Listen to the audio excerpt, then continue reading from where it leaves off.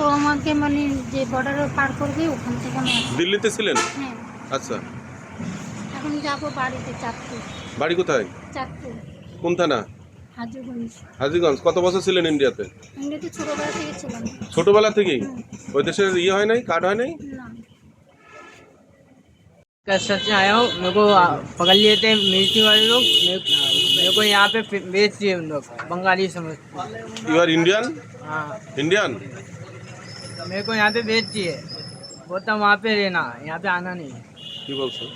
ও বলতেছে যে আরে ওখান দিয়ে বিজেপি ধরছে ধরে আর কইছে বাংলাদেশ পাঠাইছে আর কইছে যে তুই বাংলাদেশি, তুই ইন্ডিয়া আর আসিনি, এটা বলে দিয়েছে নাকি? আরে এটা বলতেছে।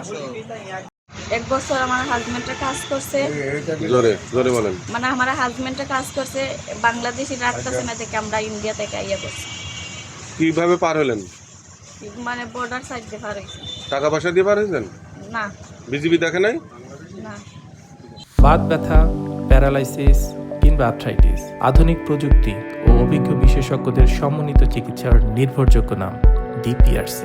আমি বেঙ্গালুরুতে ছিলাম, ওখান দিয়ে শহরে বাঙালিকে ভাগাই দিচ্ছিল। ওখান দিয়ে আমি আর্মি ক্যাম্পে স্যারেন্ডার করছি যে স্যার আমি বাঙালি, আমার দেশে পাঠাই দেন। ঠিক আছে, তারপর তারা নিজেই আমার 15 দিন ক্যাম্পেই রাখছে, আমাদের 1 টাকাও নাই, ওখানে রয়েছে 15-16 দিন ক্যাম্পে। তারপর ক্যাম্পে দিয়ে আমারে ওখানে পাঠাই দিয়েছে পুলিশের গাড়িতে করে, পাঠাই বর্ডারের পাশে নিয়ে সাইডে দেশে কোন border এ? তারা চলে যায় বেনাপুল বর্ডারে। বেনাপোল বর্ডারে? বেনাপুল নাই, যে কি নাম হয়েছে বেনিকুল বর্ডার, ওখান দিয়ে সাইডে দিয়েছে যে তোরা চলে যা তোদের ওখানে। কটার সময়? প্রায় 3টের সময়। এখান তো পার হয়েছে কখন? এখান দিয়ে পার হয়েছি 3টের সময় আমি। বিজিবি দেখে নাই? না।